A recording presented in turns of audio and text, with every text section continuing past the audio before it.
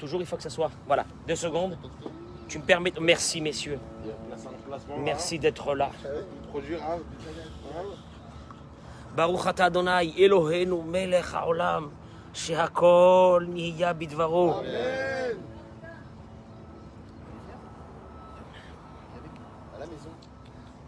Ariel, je t'attends, mon chéri. Viens, viens, Aziz Diali, viens.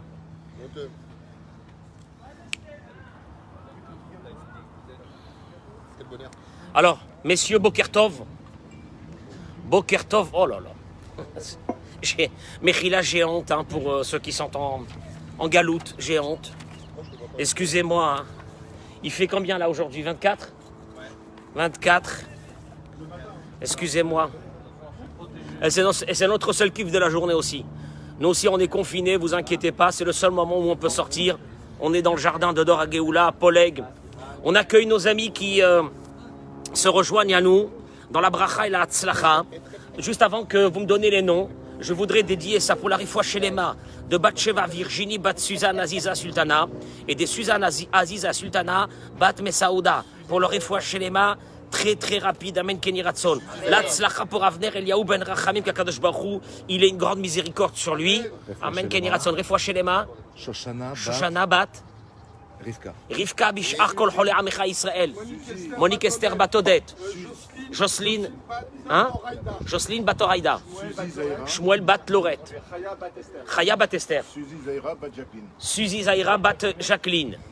On accueille notre ami Rémi qui est arrivé de Paris, qui était en bidoude, qui soit là. Olivier le rebelle, viens ici Olivier le rebelle, viens. Viens ici Olivier. Ils ont appris, ils connaissent tous Olivier sans savoir même qui il est. Ah, alors, je voudrais donc dédier aussi ce cours à notre amie Chantal Azoulay, accompagnée de Madame Lévy, la femme de Patrick, notre ami, et pour la bracha et la tzlacha et Bezrat Hashem Zivu Gagoun à Levana, Adjadj, Bat Tehila, qu'Akadosh Baruch Hu lui envoie un mazal, Bezrat Hashem Bekarov, par le mérite, et on rajoute Déborah. Bat Myriam aussi un mazal Be'ezrat Hashem, et pour Shai mon chéri et pour son épouse Atzadeket un beau petit bébé, la Brit Mila ici s'il te plaît, accompagné du Pidion Aben, le rachat du premier-né par Rav Cohen. Et pourquoi j'ai dédié ça à Levana et à Chantal et à Madame Lévy, parce qu'elles sont restées pendant 2 jours à nettoyer tous les livres de la synagogue, à dépoussiérer les livres après les travaux que nous sommes en train de faire. Et on va réintégrer notre Beth Amidrash très bientôt. Amen. Comment? Amen Keni Ratson. Bracha ve'atzlacha. On demande ici, c'est qui Olivier? Bah, c'est Olivier. C'est qui Olivier? Alors aujourd'hui, le sujet d'aujourd'hui, regardez, nous sommes dans une époque. On est dans une époque où on est en train de se recentrer vers les choses les plus importantes de notre vie. Nous voyons la fragilité dans laquelle notre vie se trouve. Nous étions sûrs que la médecine, l'économie nous maintenaient et nous voyons qu'aujourd'hui nous avons une chose qui est la plus principale dans notre vie. Ben on voit bien, c'est notre maison, il ne nous reste que ça. On n'a plus rien d'autre. Et là je voudrais vous dire quand même quelque chose d'extraordinaire. Parce que Rabbi Eliezer Papo, dans son livre Le Pele Yoetz, qui a été écrit un des plus grands kabbalistes de Yougoslavie en 1780. Il a écrit, Rabbi Eliezer Papo, tous les grands rabbins du monde entier vont pèleriner sur sa tombe. C'est un Kadosh Elyon. Il dit une chose, Kin'a himidara meod. La jalousie est un trait de caractère très, très, très mauvais. Kema Maratana, comme le dit la Mishnah dans ma Sechet Avot, Akin'a, la jalousie, ve'atava et les envies, ve'akavod et les honneurs. Motzim et adam ina olam, font sortir l'homme de ce monde. Ils détruisent la vie de l'homme. Ve'hine, et voici. Yetzer lev, écoutez-moi bien parce que vous allez voir où on va aller. Et je demande ici aux dames de me pardonner parce que le Rav, à travers ce qu'on va voir tout à l'heure, parle beaucoup des femmes sur un de ces traits de caractère qui est la jalousie. Je n'ai pas dit que les hommes n'en ont pas, mais vous allez voir qu'il y a ici quelque chose, une problématique très spécifique aux femmes. Donc je vous demande d'écouter si on a envie d'avoir Si on a envie de passer un petit moment dans ce monde tranquille, enfin c'est ça plutôt le but, c'est de passer un petit moment tranquille dans ce monde. Tranquille, un moment spirituel, un moment de tranquillité, où on arrête de se fatiguer la tête par tous les problèmes qu'on a. Il dit comme ça, Rabbi Eliezer Papo, Veine yetzer lev ha'adam ra. On sait que notre yetzer est mauvais. Vechoshek liot, le yetzer hara de l'homme, de la personne est le suivant. Li choshek, il a une envie, mais une envie irrésistible. Liot yachid bedoro, d'être le meilleur, d'être le plus haut dans la société, dans la communauté, dans la famille, d'être le plus haut. Bechorma, des fois c'est dans l'intelligence, il voudrait être le plus instruit. Be'aosher, dans la richesse. Vekavod, dans les honneurs. Ou mitorkach mitztaer kshiyesh acher kamo. Et quand il a quelqu'un qui comment dirais-je, qu'il est à peu près à son même niveau, ça lui fait une grande souffrance, il ne peut pas supporter ça. O gadol mimeno, à plus forte raison, s'il y a quelqu'un dans la famille, dans la communauté, un beau-frère, une belle-sœur, etc., qui est plus que lui. Mais Canelo, il le jalouse. Ou Mevakeshra, regardez le Yetzara, comment il est. Et à partir de ce moment, il aspire à le voir tomber. Ou mais sa perbignuto. Et il se met à parler du Lachon Hara. Le Lachon Hara, on ne le parle pas sur des personnes qu'on n'est pas jaloux. Je t'explique, une personne que t'es pas jaloux d'elle, une personne qui est malheureuse, qui est à l'hôpital, t'es pas jaloux d'elle. Tu parles pas d'elle. C'est pas vrai. Donc ça veut dire que quand il y a un Lachon Hara, va chercher derrière. Il y a ce trait de caractère ignoble qui s'appelle la jalousie. Ugdola sin'a, sheim echamat kin'a. Et la haine qui provient de la jalousie, elle est terrible. Elle est implacable. La haine, pourquoi tu l'aimes pas? Qu'est-ce qui t'a fait? Je l'aime pas. Je le supporte pas. Je veux pas le voir. Pourquoi? Qu'est-ce qui t'a fait? Qu'est-ce qu'elle t'a fait? Qu'est-ce qu'il y a? C'est la jalousie qui amène cette haine. Esh ochlahi, dit Rabbi Eliezer Papo, zechuto yagen alenu amen. C'est un feu qui consume la personne. Tu vois, des gens, ils sont ridés. Ils sont ridés à force d'être jaloux des autres. Ils sont aigris. Tu les vois, ça sort. Il y a des ondes qui sortent d'eux qui sont mauvaises de cette jalousie-là. Les haines marpées. Et il te dit, il n'y a pas de guérison. Il n'y a pas de guérison, il est foutu. Il n'y a pas de guérison. Au Mishesh Bo Midara Azo, il dit Rabbi Eliezer Papo, c'est lui qui a en lui ce trait de qualité. Kol Yamav Machovim. Toute sa vie n'est que douleur. N'est que douleur, tu comprends? T'es malheureux, qu'est-ce que t'as? Qu'est-ce qu'il y a? Qu'est-ce qui se passe? Baruch Hashem, t'as la santé, t'as tes enfants, t'as ta femme, t'as tout le monde, qu'est-ce que t'as? Oui, mais l'autre, il a réussi au niveau des affaires plus que moi, je le supporte pas. Et il est là dans une haine, chaque fois qu'il le voit passer. On appelle ça lechem ha'atzabim. Et il consomme du pain de colère. Le pain de colère, ça veut dire pendant qu'il mange, son intérieur est consumé et le gars, il se retrouve un beau matin chez le médecin. Vous souffrez d'ulcères d'estomac, des ulcères, Eric, des ulcères. Tu sais quoi, le gars, il mange et le repas qu'il mange, c'est un poison pour lui. Et c'est normal, parce qu'à l'intérieur de lui, il y a un feu qui est allumé à cause de cela. Personne ne l'aime. Personne ne l'aime. Il n'est pas aimé. Oh, je peux pas le regarder celui-là. Il y a quelqu'un qui arrive, tu le vois, tu te dis, je peux pas me mettre à côté de lui. Qu'est-ce qu'il y a? C'est un jaloux. C'est un jaloux, j'ai peur de sa haine à lui là.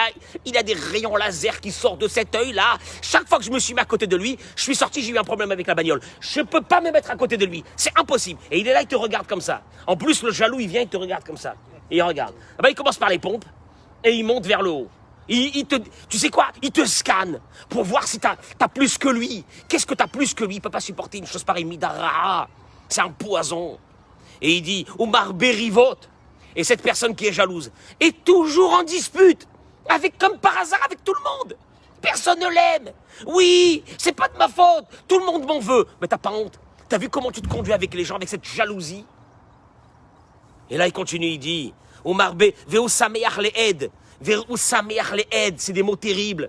Et quand il voit l'autre tomber, mais il surkiffe sa vie. Il surkiffe sa vie de voir les autres tomber.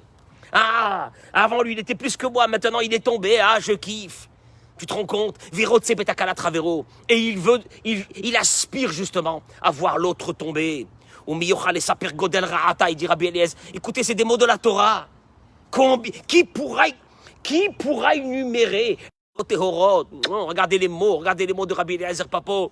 S'il peut intervenir pour nous, Amen, Keni Ratson Bevakasha. Rabbi Eliezer Papo, Srouta Aganadenu, Amen, on parle de ta Torah. Si tu peux intervenir pour l'Aram Israël. Et il te dit, c'est qui celui qui est fort, qui sait contenir son Yetzerara? De quelle façon tu le contiens, ton Yetzerara? Il te dit, en faisant rentrer, en approfondissant dans des pensées pures. Quelle pensée pure? Quelle pensée pure? Je suis jaloux. Quelle pensée pure? Chez Yahamin Be'emuna Shelema, d'avoir cette foi totale. Chez En Adam Nogeyarba Meshe Mouchan Le Havero. Écoute-moi bien. Behemet, ces personnes qui ont cette jalousie sont des kofrim. Ce sont des athées. Parce que la Gemara, le Talmud, dans la Torah, il a été répété à maintes reprises. En Adam Nogia Bechavero Kimlo Nima. Personne ne peut te toucher quelque chose qui t'a été préparé à toi. Tu comprends, oui ou non? Et donc, s'il a lui quelque chose, ça vient pas de toi, c'est pas de toi. Parce que la forme de jalousie primaire, elle puise sa racine puise d'un endroit. Que tu m'as pris quelque chose qui m'appartient. Ah bon? Oui. Tu es convaincu que ce que l'autre a, ça devait être à toi. Parce que la jalousie ne provient que quand on te prend quelque chose qui est à toi. La vraie jalousie, elle existe dans la... Donc, quand je te prends quelque chose qui t'appartient, ou tu as le sentiment qu'elle t'appartient, c'est à partir de ce moment qu'il y a la jalousie. Vous voulez avoir une preuve? La vraie jalousie primaire, c'est un homme sur sa femme et la femme sur l'homme. Pourquoi? Parce que l'homme, il a un sentiment que sa femme, elle est à lui. C'est normal. La femme, elle a un sentiment que le mari est à lui, c'est normal. Et quand une femme, elle voit qu'une autre femme est en train de tourner autour de son mari, elle peut devenir folle. C'est normal. C'est mon mari. C'est à moi. Un homme qui voit un autre homme tourner autour de sa femme, il peut devenir fou. C'est ma femme. Tu ne peux pas toucher quelque chose qui m'appartient. Et donc là, il y a une jalousie qui est créée. Mais tu comprends donc que la jalousie ne peut venir que quand tu as le sentiment que quelque chose qui t'appartient est parti chez l'autre. C'est impossible. La Torah te dit, personne ne peut toucher quelque chose qui t'appartient. C'est pas possible qu'il t'appartient, personne ne peut toucher. Et si l'autre a pris cette chose-là, c'est qu'elle ne t'appartient pas. Ta fine tov, elle t'appartient pas, sinon t'es pas dans la émoula. Parce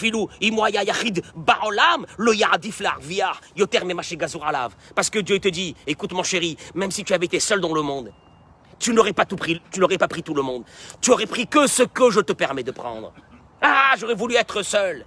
Être seul. Et seul, de toute façon, tu n'aurais eu, même en étant seul, que ce qui t'appartient. Alors, même qu'aujourd'hui, nous sommes des milliards d'êtres humains, il y a une règle de Dieu qui est implacable. Personne ne peut toucher quelque chose qui ne t'appartient pas. Donc, si l'autre a plus que toi, c'est que l'autre doit avoir plus que toi. C'est parce que Dieu a décidé que pour le tikkun de son âme, il a besoin d'avoir plus que toi. C'est comme ça. Donc, va te plaindre à Dieu. Mais ne sois pas jaloux de la personne qui est en face de toi. Vekol Israël em gouf echad keish echad. On est tous...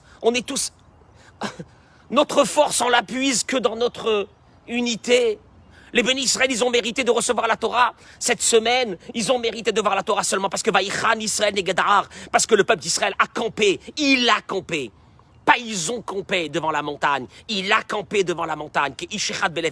Comme un seul homme. Ça, c'est notre seule force. Adora Geoula, notre unité à nous, que nous sommes tous comme des frères, fait notre force à nous. Ne l'oubliez jamais ça. Ce shalom, cette arva, ça y est, dit doute, cet amour qu'on a l'un pour l'autre, c'est ce qui fait notre force ici. Sauvez-vous des endroits où il y a cette ambiance malsaine, elle est dangereuse. Vera où il al tova travero. Et au contraire, tu devrais être joyeux de la réussite de l'autre. Ou l'itztaer al tsarato. Je termine avec ces mots de Rabbi Eliezer Papo pour prendre le sujet du Rav. Et tu devrais souffrir quand quelqu'un, malheureusement, il a quelque chose de mal. Oui, moi je vous dirai la vérité, souffrir quand quelqu'un a quelque chose de mal, c'est beaucoup plus facile que de se réjouir quand quelqu'un a quelque chose de beau. Et ça c'est dramatique, parce que c'est le manque de Emouna le plus flagrant. Si Dieu a voulu lui donner à lui, eh ben c'est bien.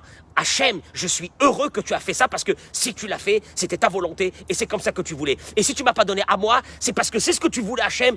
Et Hachem, je te remercie de la réussite des autres. Et j'attends que la réussite des autres. J'attends rien d'autre. Et là, sur ça, le Talmud dit Tov aïn ou yevorach. Tov aïn ou yevorach. Celui qui a un bon œil, il est béni. Il est béni. Tu as un bon œil sur les autres, tu as un bon œil sur tout le monde. Toi, tu auras ta bénédiction que personne ne pourra avoir. Parce que tu as un bon œil. Et que le contraire, quand on a un mauvais œil sur les gens là, c'est la destruction. C'est la destruction de ta propre bracha à toi que tu l'as enlevé. Et là, je vais être très court. Je vais être très court. Parce que je vais être très court. Si vous avez 5 minutes, il te dit une chose, le Rav. Tu veux le shlombaït? Tu veux la paix dans ta maison? Oui ou non? Tu veux la paix dans ta maison? Tzricha Isha. Il a parlé, je m'excuse les mesdames, vous savez combien j'ai du respect pour vous. Mais le Rav a parlé ici et je suis obligé de le dire. Le Rav il dit, Tzricha Isha, la femme doit savoir, Veladaat Yesod Echat Chashuv, de connaître. Elle doit connaître l'une des bases principales du Shlombaït. Vehu, qui est Lo la hapochet beta le bet iruach le chaverot, que sa maison ne devient pas un endroit de vie pour ses copines. Regardez, vous allez voir. Kol isha nisua, vous allez le voir, 2 minutes, ne me sautez pas dessus. Toute femme mariée doit savoir, itrantat, tu t'es marié, yesh lach chaver echad lachaim, tu n'as plus qu'un seul ami dans ta vie.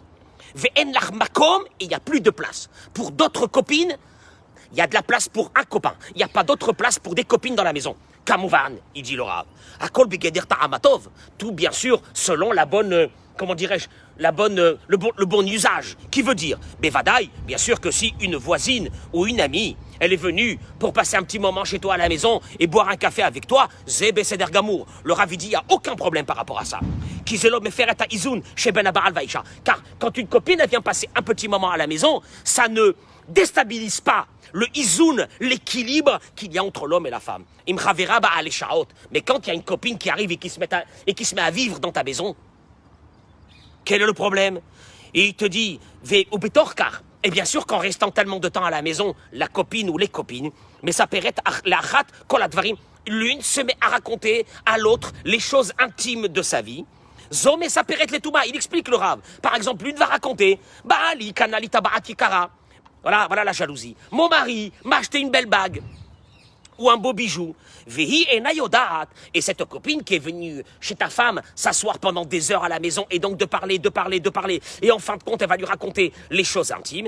Et cette copine qui est au demeurant une gentille copine, mais elle ne sait pas que la shnia, que la deuxième, celle qui la reçoit à la maison, à Baal Lokana, la Shum Tarshid Zeshanim, son mari n'a pas les moyens de lui acheter des bijoux depuis des années. Vezelo Itridota. Et jusqu'à maintenant, elle n'était pas, comment dirais-je, hein? Son esprit ne travaillait pas du fait que son mari ne lui avait pas acheté de bijoux jusqu'à maintenant. Vi'arshav, et maintenant, Nichnesa Bakina. Et maintenant, à travers cette copine qui lui raconte, elle lui raconte gentiment, on va aller à Dubaï. Maintenant, il y a le paradis à Dubaï. Voilà, le paradis, il est là. Regardez derrière moi. On est Israël. Je vais à Dubaï. Ils sont fous. Regardez-moi. Ici, à 100 mètres, il y a la plage, là, la plage. Ici, il y a le Beth Midrash, la Torah. Là, ici, il y a la piscine à côté. On a besoin de plus que ça. Elle va aller à Dubaï. Et l'autre, son mari ne l'amène pas à Dubaï. Et jusqu'à maintenant, elle n'avait pas de problème. Et maintenant, va venir en elle d'autres envies. Tu vois, tu crées les envies, parce que les envies, on les crée. Tant que tu n'as pas, entre guillemets, tu ne côtoies pas ce genre d'envie, tu n'as pas de problème. Mais à partir du moment où tu les côtoies, c'est là que la jalousie va venir dans cette femme. Vezom et sa peret almidota batovot shel barala. Ou bien il y en a une qui va dire, ah, mon mari, il m'a fait tout le Shabbat. Il est gentil, il m'a nettoyé, il m'a balayé, il m'a pris les enfants, il m'a laissé me reposer, etc. Veillez Nayodat. Et l'autre, elle sait pas que sa copine, elle en racontant tout ça sur son mari, les bonnes choses qu'il lui a fait, elle ne sait pas que l'autre, son mari, il est toute la journée en train de s'énerver sur elle. Et jusqu'à aujourd'hui, bon, elle n'en faisait pas un plat de ça. Et maintenant, en ayant devant elle une autre copine qui lui met d'autres notions, automatiquement, c'est tout à fait normal, la jalousie va venir à ce moment-là. Et il dit, Arbe meot kilkulim, il y a eu beaucoup de choses très graves. Dans ce temps dans lequel les femmes sont restées longtemps ensemble à se raconter des choses. Moi, je pense que peut-être aussi c'est chez les maris, mais en tout cas chez les femmes, c'est sûr que ça existe. Parce qu'il faut savoir une chose, la femme, par sa composition, elle est beaucoup plus attirée par les idées des autres qu'un homme. Un homme, il a sa propre vie, ses propres idées, c'est moins, on va dire, c'est moins sensible que ce qui peut se passer chez les femmes. Et Veika Kilkulazé, chez eux, va chercher la et à cause de cela, il commence à y avoir des crises dans la maison. Kol Isha chez Mitratenet. Chaque femme qui se marie doit savoir qu'elle a un seul but, une seule envie, c'est d'être l'ami de son mari. Rakbala. Pourquoi? Parce que qui a quoi chez la dame Litraber? Parce que sachez une chose, la force que nous avons de nous lier à des personnes est limitée. Et si tu donnes toute ta force dans une relation avec une copine, tu n'as plus de force après avec un mari. Ça, c'est une chose qui... Ou bien, vice-versa, quand un mari, il a des copains, il vit avec ses copains, il sort avec ses copains, et il est toujours avec ses copains, et il passe des soirées à taper aux cartes avec ses copains, etc. Il rentre à la maison, ça l'intéresse plus. Il était avec ses copains, il a passé un super moment, ça y est, il n'a rien à faire avec sa femme. Et là, il te dit, Kolisha, chaque femme, elle doit se dire,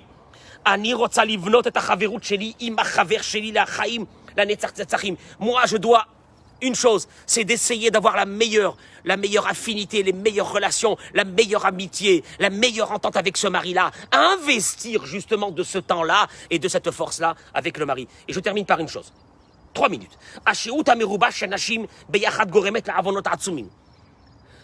Cette histoire-là que des femmes ou des amis passent trop de temps, doivent passer du temps ensemble, c'est vrai, on l'a dit, mais trop de temps. Eh bien, qu'est-ce qui se passe? Premièrement, le lachonara va commencer d'ici. T'as vu ce qu'elle a dit, t'as vu ce qu'elle a fait, t'as vu ça. Ben c'est normal. Qu'est-ce que tu veux qu'on passe des heures sans parler? On est obligé de parler. Eh bien voilà. Kin'a, la jalousie va venir. Entre les... En fin de compte, les copines se jalousent à la fin. T'as des grandes copines. Tes grandes copines, ça va, tout va bien. Non, mais t'as pas vu? Parce qu'elle m'a raconté. Elle m'a raconté hier que son mari lui a fait ça. Elle m'a raconté ça. Tu fais rentrer des bagarres dans les maisons. Alors que déjà la situation, elle est déjà assez difficile comme ça dans une maison. Sina, ça amène de la jalousie. Tacharout. Comment on appelle Tacharout, Eric? Compétition, merci mon chéri. Compétition. Arbeki kulim chamorim. Beaucoup de problèmes. Mais Foursemet a igeret chez Katavagaon Mivina. Le Gaon de Vina a écrit, Stéphane, quand il est parti en voyage en Israël, il a écrit à sa famille, il est parti pour un long moment, il a écrit à sa famille que de dire aux femmes de la maison de ne pas partir à la synagogue pour prier, de rester à la maison. Regardez, pourquoi? Parce que c'est vrai qu'il y a une mitzvah d'aller à la synagogue pour prier, mais yesh avera badavar, il y a aussi de gros problèmes de cela. Ki yotzim kilkulim rabim, mishehut shel nashim yachad. Parce que le fait d'être toutes les femmes ensemble et de parler et de discuter et de commencer à vivre dans une compétition, t'as vu les pompes que son mari lui a achetées, t'as vu la tenue que son mari lui a achetée, t'as vu les habits de marque qu'elle a, et moi, pourquoi tu m'achètes pas la même chose, je mérite pas, etc. Tu rentres dans des compétitions que tu n'avais pas besoin de cela dans ta vie.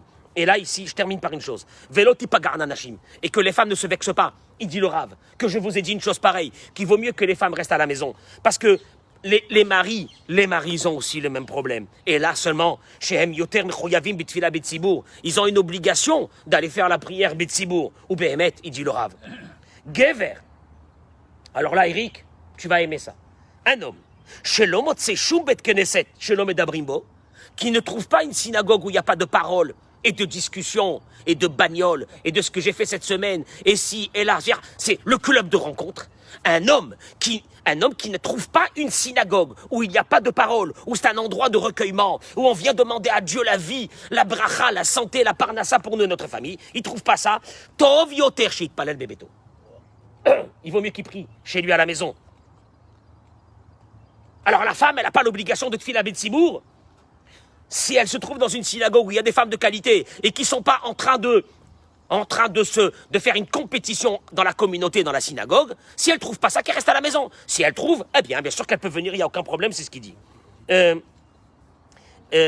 Il dit, et je termine, et même s'il n'y avait pas tout cela, et même s'il n'y avait pas tout ça, le lachonara, la compète à la maison, etc., entre les copines, il va sortir d'une chose, de ses rencontres avec ses femmes. Quand une femme qui est mariée amène des amis à la maison pour un long moment, moi je parle pas bien sûr, boire un café, on est dans la convivialité, il n'y a aucun problème. Mais quand ça commence à devenir pesant, tu vois des femmes qui vivent dans les maisons des autres. Kol abait neras. La maison de cette femme qui les a accueillis, elle se brise. Pourquoi? Parce que, Ou bien le mari ne peut pas venir à la maison parce qu'il doit garder ses yeux. Ou bien il vient à la maison et il ne garde pas ses yeux. Et la suite, il te dit, et il se met à devenir copain avec les copines de sa femme. Ça amène des... Vous comprenez? Ça amène des catastrophes. Mais écoutez-moi bien, mesdames, écoutez-moi bien, faites attention à ça. Faites attention à ça, on est déjà dans une situation fragile. Je vous le répète, si vous aviez déjà 50 ans ou 60 ans, je ne vous aurais pas dit ça. Mais quand on est jeune, quand on est marié il n'y a pas très longtemps, et qu'on doit tout faire. Alors, le Rav dit, premièrement, la femme, elle commence à déprécier son mari. Tu as vu ce que le mari de l'autre a fait? Tu as vu ce qu'il a fait? Elle déprécie son mari. Tu brises le shalom d'une maison. Mais deuxième chose, il dit le Rav, oui, certaines femmes vont vous dire, oui, mais parce que mon mari ne me parle pas, c'est parce que j'ai pas de relation tellement forte avec mon mari, je suis obligé d'avoir des amis, sinon je vais me retrouver seul. Alors là, il dit le Rav que elle ne règle pas son problème en amenant des amis à la maison. Et Charrier le tapel babaya tipoul choresh, à la place qu'elle mette 100 ans. Elle et lui a essayé de trouver quelqu'un qui puisse, un spécialiste, qui puisse arranger le problème de communication entre ce couple. Parce que le but d'un couple, c'est un mari et une femme. C'est pas un mari, une femme et le monde entier. Et si elle n'a pas réussi à avoir un lien avec son mari, il y a un problème avec lui. Elle doit l'amener chez un spécialiste pour essayer de voir comment refaire sa communication. Mais tu ne peux pas pallier à ce manque-là. Tu ne peux pas pallier à ce manque-là par amener des copines à la maison et à rentrer dans un système de danger. Système de danger très grave. Système de danger, c'est que tu déprécies ton mari. Mais système de danger, c'est que ton mari, en vivant avec tes copines aussi à la maison, ou en vacances, ou être ensemble tout le temps, eh bien, il va te déprécier à toi aussi.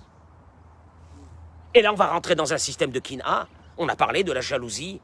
On a parlé de ces choses-là. Nous, on a besoin aujourd'hui de quoi? Mince, qu'est-ce qu'on a besoin aujourd'hui, nous? On a besoin d'une maison tranquille. On n'a pas besoin d'une maison où il y a des disputes. T'as vu ça? Il a ça, lui. Elle lui a fait ça. Elle lui a acheté la bagnole. Il lui a acheté le ci. On n'a pas besoin de ça. C'est déjà compliqué, une maison. On a besoin, dans une maison, de garder le projet initial divin qui a été fait dans cette maison. C'est les enfants qu'on va faire grandir. C'est le shalom qu'il va avoir dans cette maison. C'est l'entente qu'il va y avoir entre l'homme et le mari dans cette maison. C'est ça ce qu'on a besoin, nous. Alors, s'il n'y a pas cette entente, faut y aller chez quelqu'un. Faut rentrer dans l'histoire. Ne laissez pas des histoires comme ça latentes, des problèmes qui durent pendant des années parce que l'homme et la femme n'ont plus de contact, vous comprenez? C'est un gros problème. Je ne veux même pas parler aujourd'hui de nos smartphones qui nous ont encore plus fait rentrer dans ce trou-là de manque de communication entre le mari et la femme. Mais prenons déjà conscience sur des choses de base. Il y a un Shabbat. Ben, tu ne peux pas passer un Shabbat avec ton mari seul à la maison, qu'est-ce qu'il y a? C'est d'Afka le meilleur moment, qu'est-ce qu'il y a? Il faut toujours qu'on aille chez les parents, chez les beaux-parents, surtout quand on est marié. Je parle des nouveaux couples, vous les parents, faites très attention. N'acceptez pas les nouveaux couples chez vous à la maison, du matin jusqu'au soir, et que un Shabbat là et un Shabbat là. Ils doivent passer des Shabbatot à la maison chez eux pour construire une relation, vous comprenez? Parce que ça, c'est une obligation. Sinon, un couple ne peut pas tenir s'il vit à travers les copains et les copines. Vous me suivez? Vous avez entendu les jeunes, vous, ici? Je suis pas jeune, moi. Hein? Quoi pas jeune? Tu m'as entendu? Ouais. Tu m'as entendu? Ouais. Voilà, faites passer ça à vos femmes, s'il vous plaît. C'est ouais, elle va prendre un coach et tout. Dieu ne plaise. Shalom. Je vous remercie. Oui, Refoua Shelema pour... Lévi Yosef. Ben Sandir Chaya, Refoua Shelema, Bishar Kol Cholei Amecha Israël. Mesdames, si je vous ai froissé, excusez-moi, mais c'est la vérité de la Torah que je suis en train de vous dire. Elle est dure, la vérité de la Torah. On construit un couple, on construit une famille, on construit que cet endroit qui est l'endroit le plus principal de notre vie. Amen, Kenny Ratson.